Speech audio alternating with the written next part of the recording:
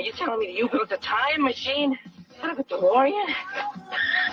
He's sending Marty 30 years back in time. It worked!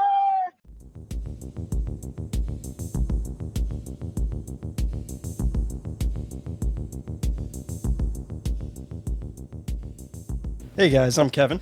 I'm Jake. And this is Movie Matters. Today we're talking about a good one. 1985, Back to the Future. Absolute classic. I love this movie. I've seen it. I watched it as a kid. I've seen it 100 times. I mean, it's so damn good. Yeah. I mean, you've seen it how many times, Jake? I'm sure a lot too. Yeah, I can't even count. Me and my brothers used to watch this all the time. All Nice. three of them. Yeah. Yes. Every time they re-release this on like Blu-ray or 4K Blu-ray, I've bought every collection just because it's like classic. I remember each time they'd like come out with a really cool box set. They did like the DVD and they were always like really cool. I always loved that. And I've watched them every time I've got them. Do you like the sequels? I know that's kind of a weird way to kind of start this off, but do you like the sequels? And do you think one's better than the other? I think the first one's the best. I think the second one is decent, and I really like the third one. Interesting. Okay. Yeah. Yeah, growing up, I always loved the second one more than all of them. I don't know. It was interesting. But I don't know. The first one's so good, especially watching it under the microscope that we have with this podcast. It's an incredible movie, and how it didn't win more Oscars or be nominated for more Oscars is beyond me. It won for best visual effects, and there's not a ton of visual effects shots in the movie, which is pretty interesting. But it was nominated for a whole bunch of things. Let's see. It was nominated for writing, which I think the writing in this movie is incredibly good. I think it's one of the best screenplays like ever made. It's so damn good. And I want to get into that in the future of this episode. But it was nominated for best original score, and it was nominated for best sound. And like I said, it only won for visual effects, which is surprising. Yeah. It's on the top 250 IMDb movies. It's number 30, so it's high up there. We've been kind of hitting those a little bit more. We're getting more into the mainstream of 80s movies, which is fun. This movie was the top grossing movie of 1985, so it fits our mold of blockbuster movies this month, summer popcorn films. And it holds the record for staying number one at the box office for 3 months straight. Wow, that's crazy. Yeah. I mean, I get it. This came out in the 80s, it would have blown my mind. Like, or if I was alive if I was alive in the 80s. Yeah. Like, when was I born, Kevin? The film was initially, there's a lot of cool trivia on it, a lot of cool background. The film was initially rejected by every single major studio, and they rejected it because it wasn't raunchy enough. Because most of the movies in the 80s were teen comedies, like John Hughes comedies that were raunchy, and sexuality was really present in those movies. And this movie's like a kid-friendly movie, even though it's not. Disney rejected the film and has regretted it ever since the movie came out. Yeah, I bet. Because they felt the angle with Marty and his mom was really inappropriate, and how the mom likes him in the movie. And then studios weren't too keen on Robert Zemeckis, the director's work, because he had some movies that were mainly flops. They didn't do super well. Then the unexpected success of Romancing the Stone in '84 boosted him, and then they were like, okay, we'll let him direct. Which, have you ever seen Romancing the Stone? No. Oh, it's really good. It's Michael Douglas. It's awesome. Really, really good. Danny DeVito's the villain in it. and nice. it's fun. It's fun. We'll have to add that to the list and do that one because it's a good movie. A little underrated, if you ask me, because it's very Indiana Jones-esque. But the movie, I mean, again, going under a microscope for this movie, because I like I said, I've said it before. I like to sit down and kind of dissect the movie. I like almost jot out the plot points of the movie, and I'm like writing as I'm watching. And I never realized, and again, I probably haven't watched this movie in a couple years. The opening shot is awesome. How it's the one take, and you've got the robot opening the can of food. Like, that's impressive in and of itself. Yeah. Yeah, it's you don't actually see Michael J. Fox until he gets blown across the room by the giant amplifier, which is really cool.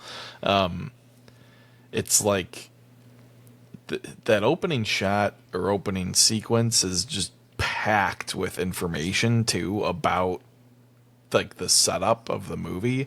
Yeah. The news report about stolen plutonium. It's the MacGuffin right off the bat. Literally. Yeah. Which you is get the to plutonium. see the crate of plutonium sitting under Doc's bed. I think they show you the like newspaper clipping of like his like bankruptcy or whatever Yeah. in the opening shot. I'm pretty sure. Yeah.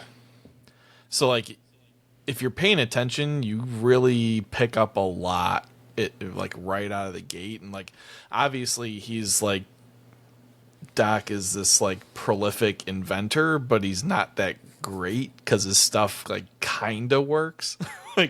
Nothing works like exceptionally well, which is kind of funny. And then that's kind of the T is crossed when the amplifier explodes and blows Marty across the room.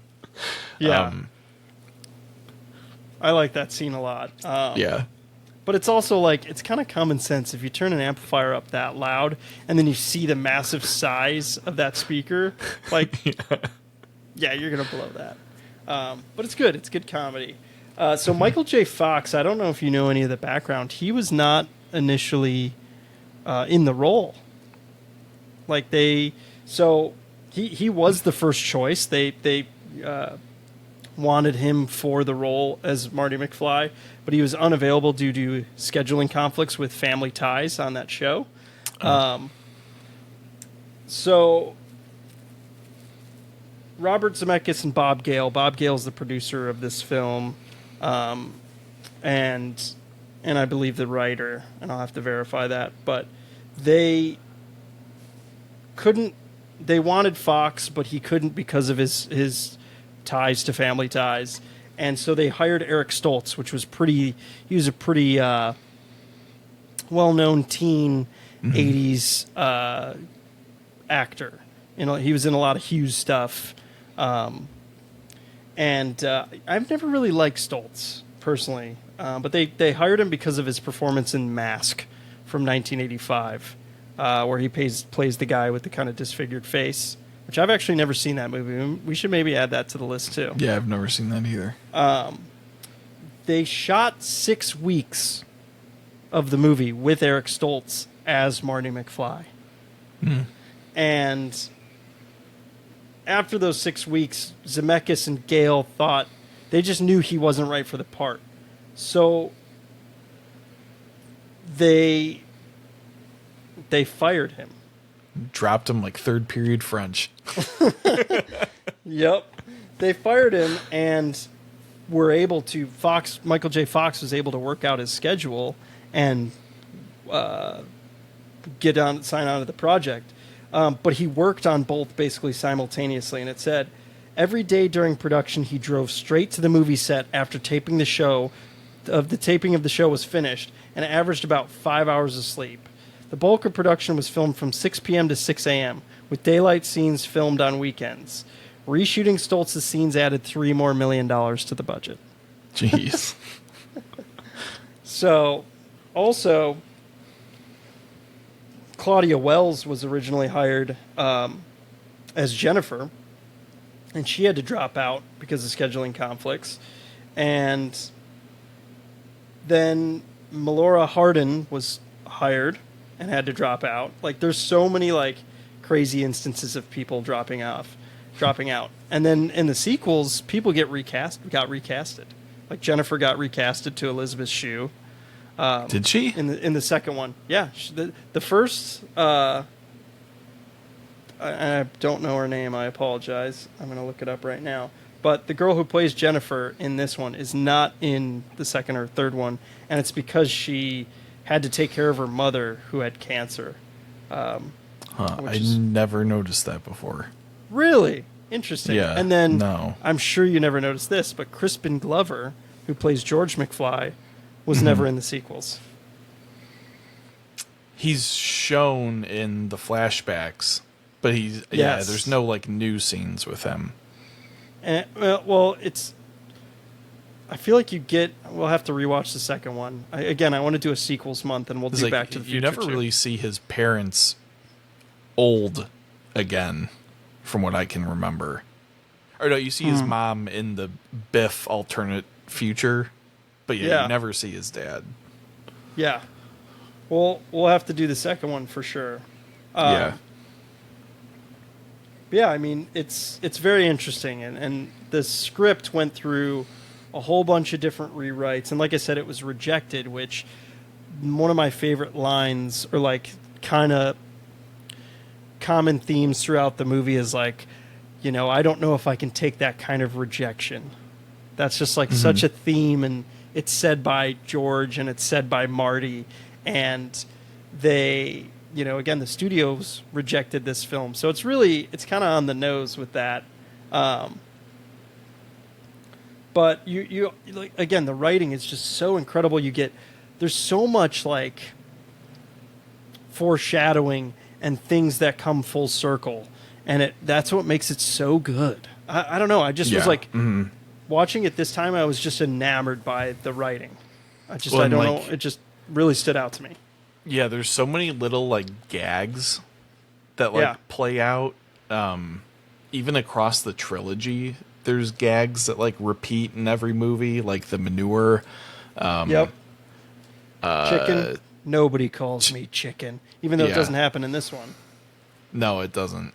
But yeah, the way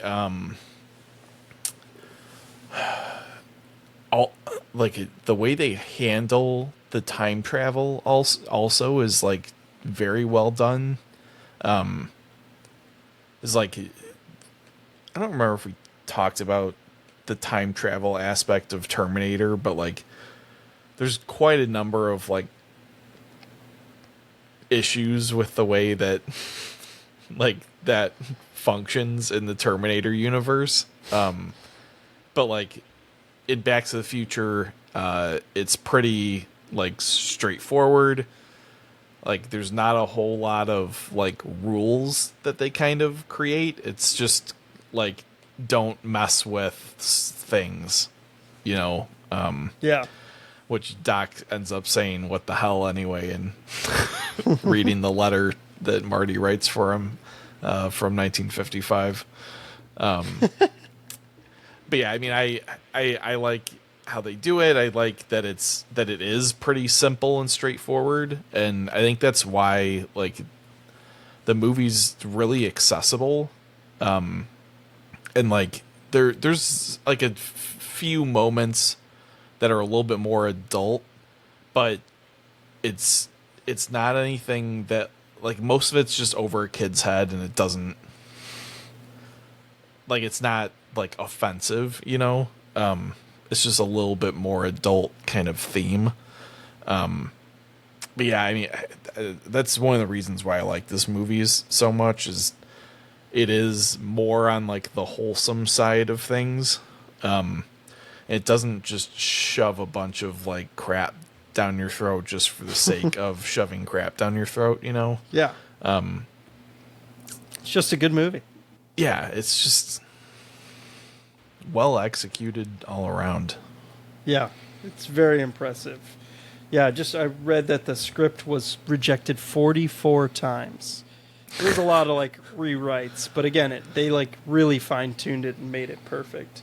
Apparently, the University of Southern California, their film school's writing classes use the screenplay as a model of the perfect screenplay, which is cool. Yeah, I totally mean, get that. Yeah, it is just unbelievably well done. It's so well structured. The way the character development is excellent in this movie. The transformation of George McFly from the that's the heart of the movie. Doofy kind of clown nerd into the like confident and like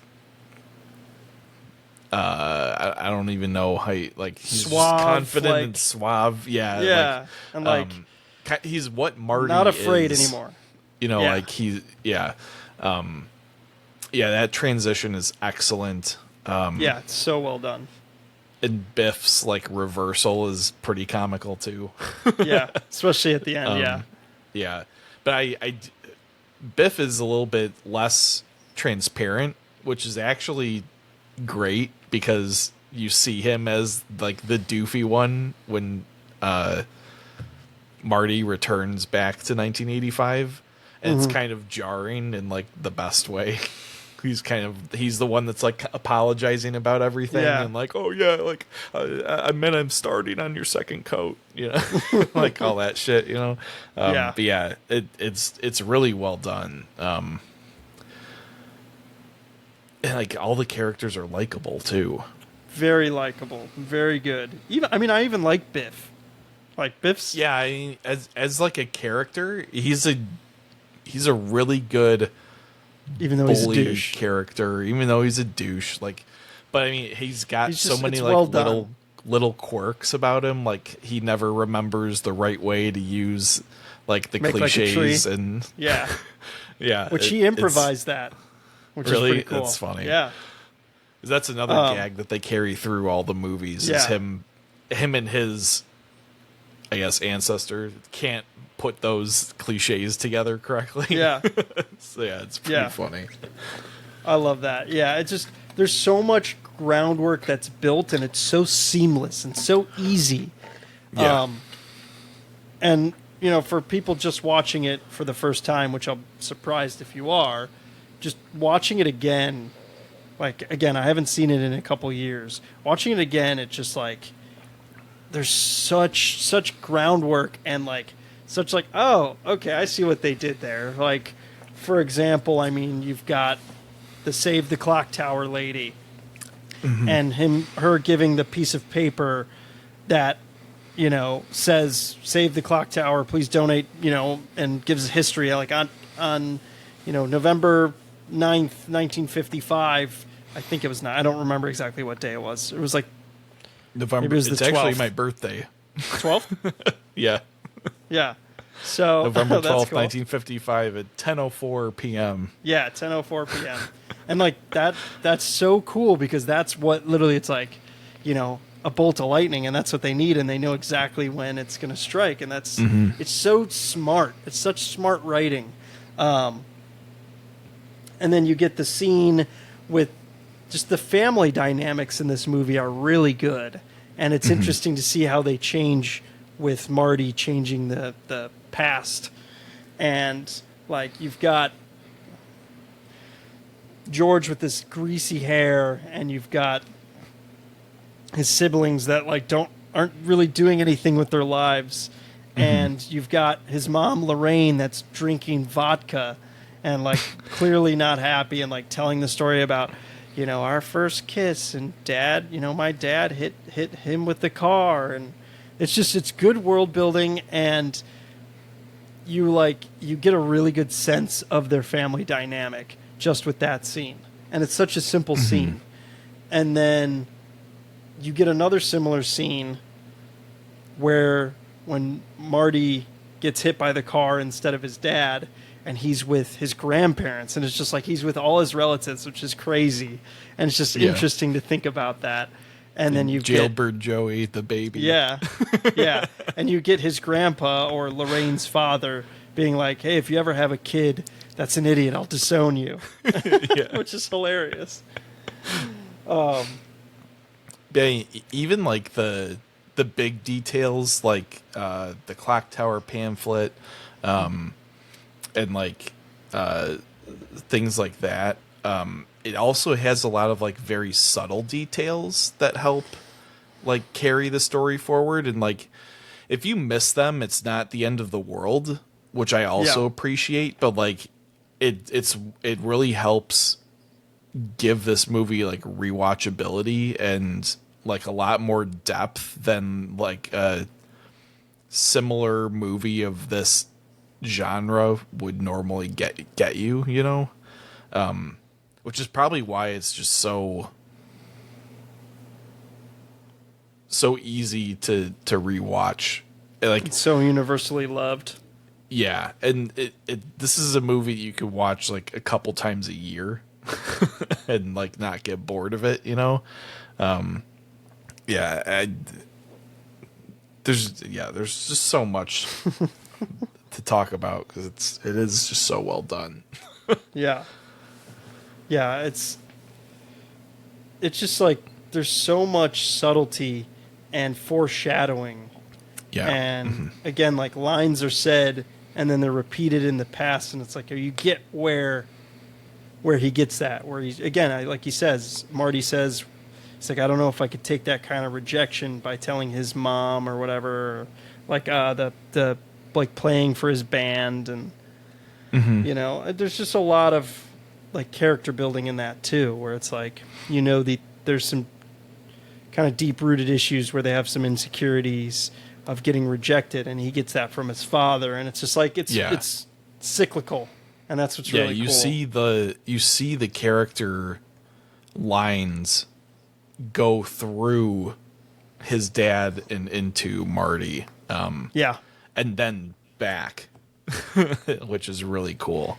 Yeah, really cool. And like the whole movie's basically about him hanging out with his dad, and like I think it was the two Bobs, Bob Zemeckis and Bob Gale wrote it, and I forget which Bob said this, but he was like, I just was looking through a yearbook at my dad's yearbook, and I was just seeing if I'd, based on the pictures, like with him and his friends, like would I be friends with him in high school? And that was kind of the idea that got him to do this whole thing. And it's cool because it's a role reversal where it's like the student now becomes the master, where it's like, the kid, the son plays the father role, or the fatherly advice role in this. And that's so relatable, where it's like, oh, you wish you could do that. Like you could go back in time and change things, or, you could give great advice to your younger self or a friend or relative. That's so universal across all types of cultures and people. Yeah, for sure. And like I think there's almost a theme of like destiny in the movie too, because like Marty sees him and his siblings disappearing from the picture, but like he still manages to get his parents to kiss, though the circumstances are completely different. And then when he gets back to 1985, his life is like vastly improved, but not all that different from when he left. Like his brother and sister still exist. Biff still exists. Which is a plot hole, that his brother and sister still exist. Yeah, but I mean, it's, because I read something where it's like, it's like his parents would have had to have conceived on the same exact night, and it would have to have been pardon me for this, but same exact sperm. And like, in order, like, I get that plot hole. But if you take it as there's like a fate and like a destiny, yes, that's bound to happen, as long as certain key events happen. Yeah, which it like doesn't that's bother the me, by the way. yeah. I mean That, that's like, plot hole what's doesn't bother me at all. interesting. Yeah, yeah. But like, what's cool about this entire franchise is a lot of the time travel focuses on like key events need to happen in order for something else to happen. Like everything else is like a little bit moldable, but as long as like his parents kiss, like everything's fine. Yeah, I love time or, travel movies. Yeah, I mean, like it's a cool way to handle it, and gives you a lot more of that like room to play. That some other time travel movies don't. Like they put too many rules around it. But you know, I mean, there's some cool little like. I the time travel jokes are pretty great. Like Marvin Berry calling his cousin Chuck. Yep. Johnny Looking be good. for that sound. Yep. I think there's another joke like that in the third one he calls himself Clint Eastwood. Yeah, Clint Eastwood Ravine. Yeah. And then yeah, right. He used to be Ends up being Clara named after him. something Ravine, yeah. Yeah. Yeah, so like there's a bunch of cool like little things like that. Oh, the Twin Pines Mall becomes Lone Pine Mall after he demolishes the one tree driving off the farm, which is hilarious, and like probably took me like 10 watches to actually catch that change, because it is very subtle. And again, it's there's good a writing. lot of that. Yeah, it's good writing because he says right before he's like, oh, like this used to be farmland before the eye could see, and old man Peabody owned it and had this weird notion about breeding pine trees, and then he goes there, which is again, it's just like it's telling you what's going to happen, and it does, and it's so subtle, it's so good. And I like the part. So I mean, the whole plot of him getting hit with the car instead of his dad, and now his mom likes him, is so good. And it's like, all right, well now the plot is I have to befriend my dad and get him and Lorraine to fall back in love so he can be conceived. It's such a good plot and fun plot, and it's like the stakes are there and the tension's there, and it's great because you get, I don't know, just like it's comedy. It breeds comedy because of that. Because his mom likes him, you know. He obviously doesn't want to be in that position. Yeah. And like, you know, everything was just kind of like forced upon him, and he's got to now scramble to try and fix everything. You know, and he's on a deadline because the lightning strike, you know, is on a week from the day so that he ticking clock gets there. Yep.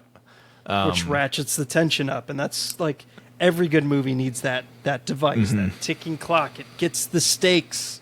I say it all the time, people. Stakes. Yep. Not Kobe beef, not Wagyu. Stakes in movies. Yeah, and you have the great villain Biff. Yeah, I mean Doc Brown. We haven't talked about like at all yet. Christopher Lloyd is awesome in all three of these movies. Yeah. I also like. Again, I've watched this movie like I don't even know how many times, and I just this time realized that Christopher Lloyd wasn't actually like 70 years old when this movie was made. I was like, holy shit, like they did like some serious aging makeup on him. Oh yeah. Which maybe it's because I like watched it in 4K probably for the first time and could actually notice it. Like neck wrinkles and stuff. Yeah. They did a good job though, like making, because like I had like a good fact of, let's see, hold on.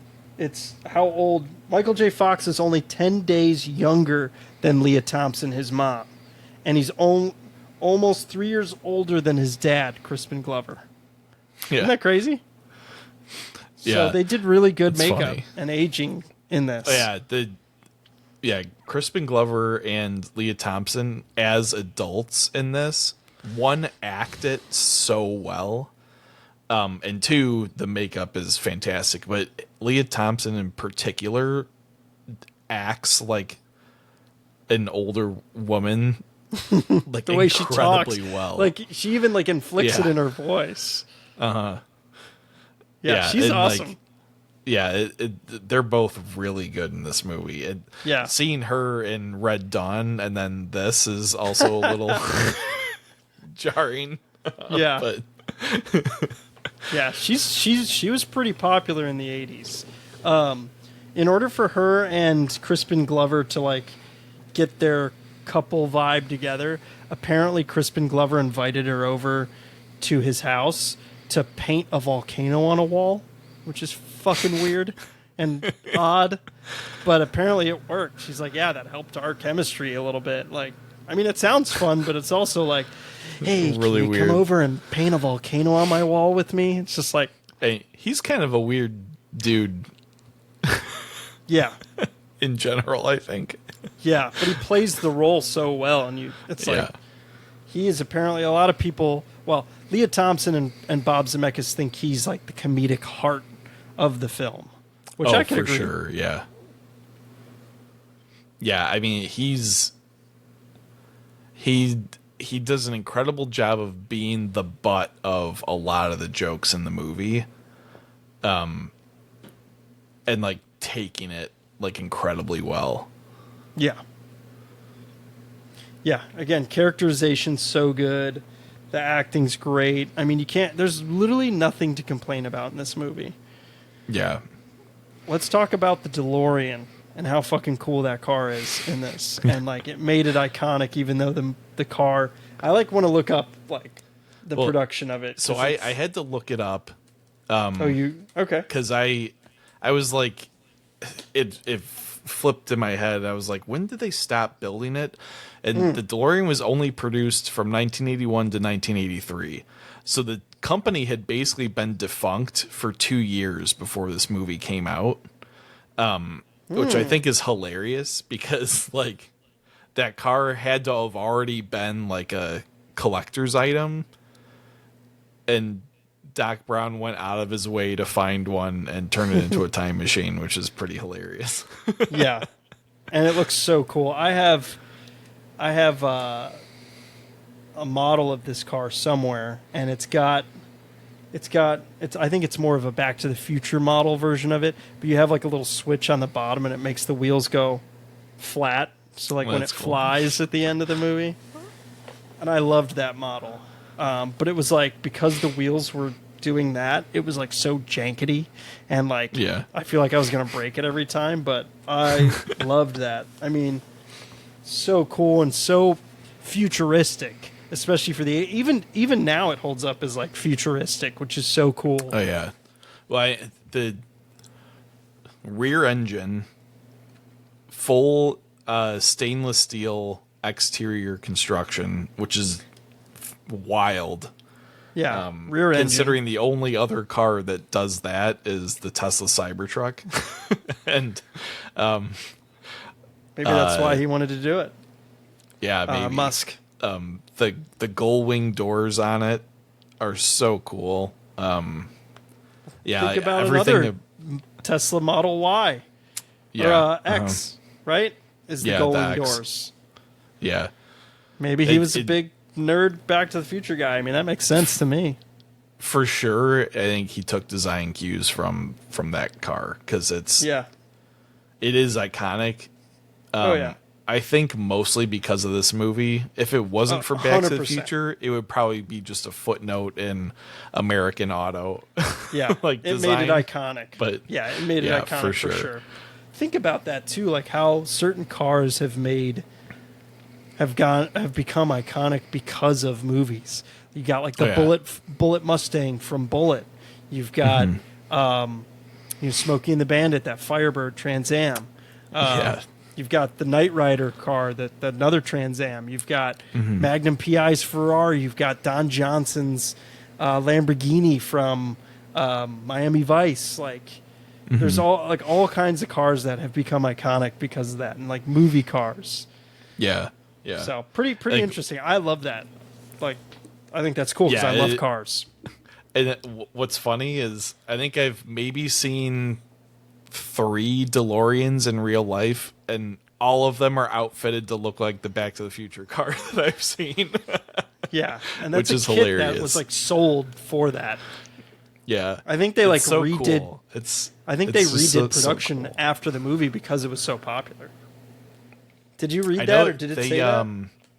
So somebody bought out the DeLorean Motor Company, and they had a warehouse just full of parts, and they were able to like keep building the cars for a while. Apparently, they were pieces of shit. Yeah, they From what I were heard. not good cars.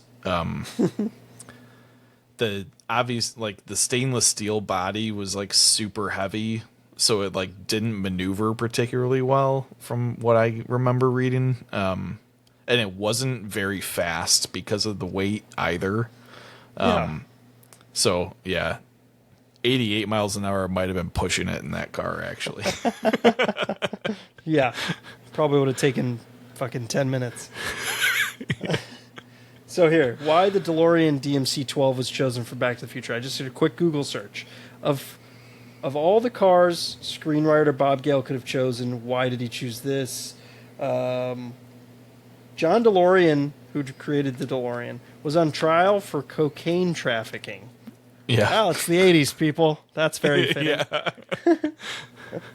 He was probably on cocaine fucking making the design for the car, too. Jesus. Yeah. He's in pretty much every day, and then, of course, his company went bust, but to us, there's something dangerous, something counterculture, something so very gorgeous about just how beautiful that car was, and we loved the gull wings. Oh, that's simple. Yeah. Pretty cool. God, that's so cool. That's such a cool car. It's iconic. I mean, I love that. And it just, the only other plot hole that always kind of bothers me is like, it runs on plutonium and not gas, and like, it dies like a couple times in the movie. And it's just like, Yeah. how does he get it to run? I don't know. That's always been like kind of a bother to me, but it's also like, it's movie magic and it's drama, you know? Yeah, because when he arrives in 55, the car dies. Yeah. They hide it behind the giant sign. They tow it to the strip on like Main Street or whatever, where they're gonna drive it into the power line. That's And later. somehow, what? Because they bring it to the shop first. Oh yeah. They make their modifications or whatever, but then they bring it to Main Street to drive Yeah. it, and somehow the car starts and he can drive it. So, Yeah, exactly. So yeah, there is a Again, little bit of it's a plot hole there, but A little bit of a movie magic. We'll say. whatever. We'll let it slide, people. We'll let He it does slide. have trouble starting it though, so there's at Yeah, least and then that. hits, which it's funny in that scene. I noticed it too. He's like hitting the gas to try and start the car, but he doesn't have the clutch in, Oh yeah, which is like. But then when he starts it, it shows he has the clutch in, and it starts. Mm-hmm. But he hits the horn, and it starts. You know, there's always that movie magic where it's like, you know, you punch. It's like in Commando, where he's trying to get the airplane to go, and he punches the airplane, and it goes. Yeah. It's like, yeah. okay, sure, that happens, yeah. So, whatever. Or like in Lone Wolf McQuade, where he's in his Dodge Ram Charger in the dirt and just fucking runs it out of 10 foot of dirt. Yeah. 10 feet of dirt, excuse me.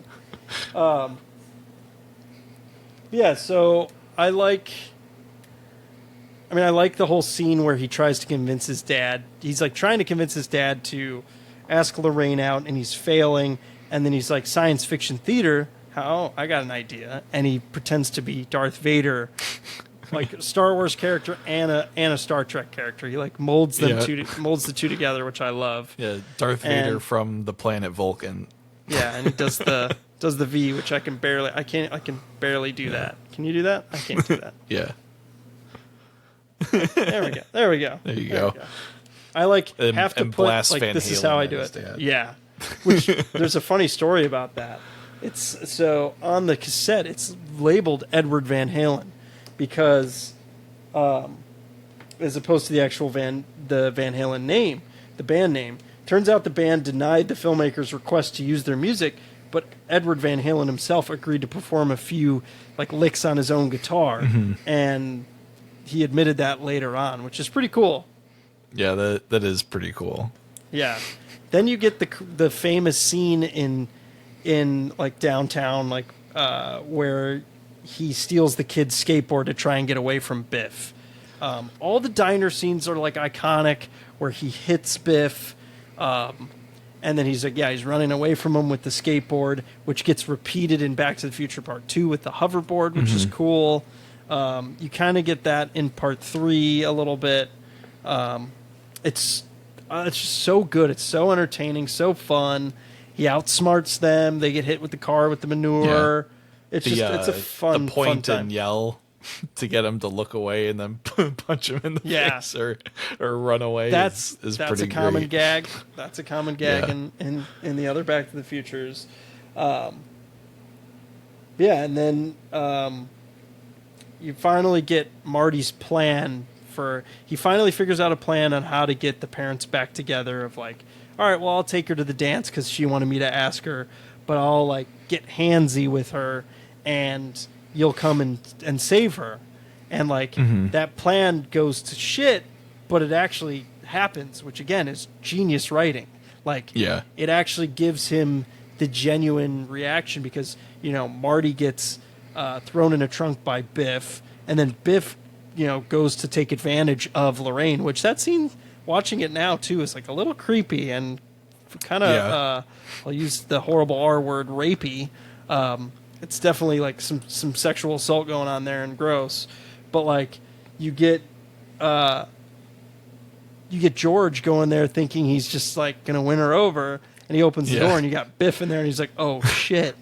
And then he finally takes him out with one punch, which is awesome. And like, it's like George really becomes a man in that moment, which is super cool.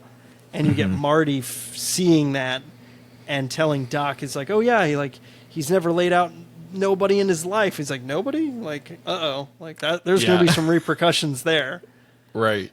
So, yeah, I love the hey, you get your damn hands off, and you see Biff face turn, and he's like, ah. Yeah, but so then good. He kind of comes into the role, and he's like, no, Biff, like, get out of the car. Yeah. Then, he makes the fist because he gets I love that pissed shot. that he's being degraded or whatever. And slugs him right in the face. It's great. Yeah, and then you still have that ticking clock. There's that, you think it's over because it's like, oh, great. But they still need to kiss at the dance, and you still get that tension of, the musician, Marvin Berry, like slices his hand by opening the trunk, and he can't play, so you get Marty playing, which is another great callback to the beginning of him getting rejected, playing for the school talent show or whatever. And again, it's full circle, and that's so good. And that's what time traveling movies are like. That's how to make a good time travel movie, and to tell a good joke. If you ask me, it's the first joke is the last joke. That's just how it goes for me. But yeah, tying it all together just seamlessly in one revolving circle is awesome. And then he plays. He's about to disappear, and Lorraine gets grabbed by some other guy, and then he face palms the dude and throws him on the ground. I love that. And then they kiss, and then they say goodbye, which is cool. It's like, will we ever see you again? It's like, I can guarantee it. Now that's a plot hole I've always wondered about and been annoyed by, but I read a little thing that that Bob said, and I might be missing it. I don't know where it went on my notes.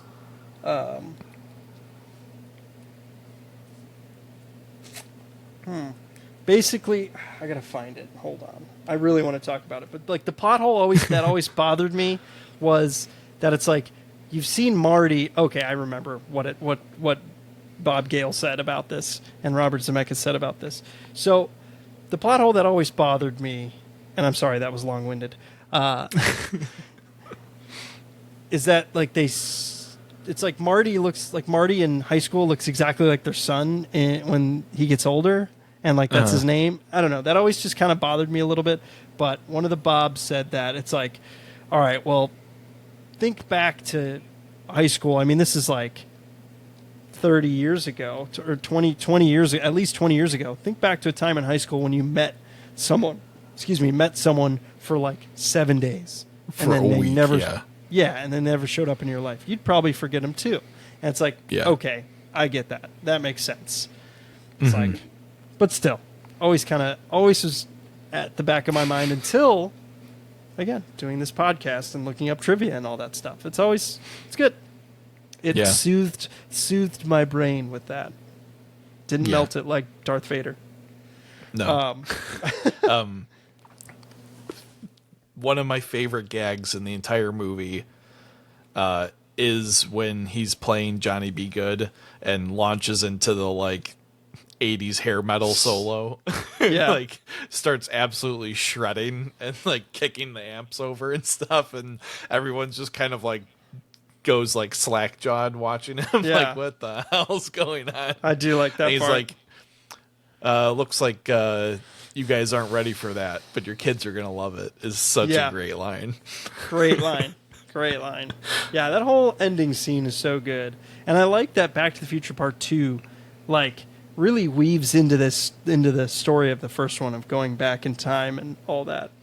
He's so like good. sneaking around the gym while he's playing the guitar and like, it's pretty cool. Yeah, really cool. And then I mean he gets home and everything's changed and he's got a new 4Runner or a Tacoma, which is sick. Mm-hmm. Check out that 4x4, which is like that's also. What's funny is that model is also iconic. That car, like it's the Back to the Future spec, which is awesome. Which is rare. Those are hard to find. I mean it's just you get Doc coming back from the future, and that's also it's just you get that iconic line of where we're going, we don't need roads, and that's the ending of the movie. So awesome. So awesome. And I love that the second movie replays that scene as the opening. And they do it because Claudia Wells got recast as Elizabeth Shue. And that's why they do it. But I like that they did it too. Mm-hmm. But it makes sense. But yeah, in watching this movie, I was like pumped for the second movie, so I like looked it up. The second movie came out in like 89. Yeah, the third one is like 90 or 91. Yeah, which I had no idea. I thought these were all filmed like almost back to back. I think the second and third one were almost filmed back to back. They had to have been if they were only like a year apart. But I couldn't believe that they went 4 years before the second one came out. Well, they didn't really plan on doing a sequel. Yeah, which is initially super surprising. I'm going to see if they were filmed back to back. Sequel came out 5 years after the first film, which had been shopped around Hollywood for almost 10 years before it got a deal. Parts 2 and 3 were shot back to back. Yeah, which 2 and 3, I get. But yeah, I was really surprised that part 2 took so long. Now I want to watch part 2 and see if Michael J. Fox is noticeably older, because he's pretty young in this movie. He'd be in his late 20s. Yeah. Yeah. We're gonna do a sequels month for sure. Like we got to do we got to do Beverly Hills Cop. We got to do Beverly Hills Cop 2. We got to do Rambo Part 2. We got to do Back to the Future Part 2. And then we'll probably find one more sequel to do. We'll break the rules and do Terminator 2. We might have to, actually. I might be I might be in for that. Yeah, I mean, this movie made $384 million worldwide on a $19 million budget. Made so much It's money. nuts. Yeah. Yeah, it's so great. And what's cool is, so the rights to the film and its sequels are owned by Robert Zemeckis and Bob Gale, and they have no like they don't want to make any more sequels. They don't want to have it be remade. However, I mean, they are pretty old, so when they pass away, the rights will probably revert to Universal, and Universal, I bet you money, will be like, "Yep, we're remaking it." Yeah, which this is a franchise that absolutely does not need to be touched Yeah, at all. It should be left alone. It should be able to stand on its own. and Don't ruin the legacy by trying to remake it, because they'll screw it up and it'll suck. and the world is all obsessed with legacy sequels right now and nostalgia and all that. So Yeah, there's yet to be one that's good. yeah, like Star Wars. I can't think of one. Like Indiana Jones, the trilogy was the first trilogy, The first three movies were awesome. You know, Star Wars, the first three movies were awesome. You know, the prequels are actually looking a lot better in light of these new movies that suck ass. Sorry, not sorry for people who like them. Blade Runner 2049 was pretty good. Yes, that's a good legacy sequel. I'll And Top give it Gun that Maverick. one. Top Gun Maverick. And Top Gun Maverick. Yeah. Two 80s movies. Two that 80s got movies. sequels. Yep. Also, movie we need to do soon, Blade Runner. We need to do that. Yeah, I mean, I love this movie. It holds a special place in my heart. I'm glad we're doing some more mainstream ones. I am looking forward to getting back to some under-the-radar Obscure. ones that we haven't seen. Yeah. We'll have to farm through our list and see if we need to rearrange. But well, I know I put you on the spot last time. What's next? I'm pretty sure it is Aliens. Oh, yeah, you're right. Yes, it is Sequel. Aliens. Yeah, Which I am looking forward to that because the I'm new pumped Alien movie for. comes out. Same. And I hope the fucking new Alien movie's good. If not, I am not seeing movies in theaters for the rest of the year. Again. I wouldn't go that far. But for the rest of the year, because most of the movies that have come out this year have disappointed me significantly. I saw that the director of Alien Romulus said that his goal in the movie was to minimize CGI as much as possible. All practicals. So yeah, practical almost effects. even like establishing shots are all models and if like physical models of like cityscapes and stuff. So I'm really excited. I hope it's a really, really good movie. I'm seeing it in IMAX next week. So, but yeah. Same. Well, I'm excited to talk about that. So we'll probably talk a little bit about it, maybe. Yeah. Back to the Future. Hope you guys enjoyed this episode, and let us know what you think. Yeah. Make sure you subscribe, like, comment, all that stuff. Share with your friends. Do it all. Enjoy it. yeah. Have fun. Watch Tell the us movie. what you think about these movies. Yeah. We'd love to hear your thoughts. And Yeah. not just from our significant others. Yeah. All right, guys. Thanks for listening. We'll catch you next week. Yep. See ya.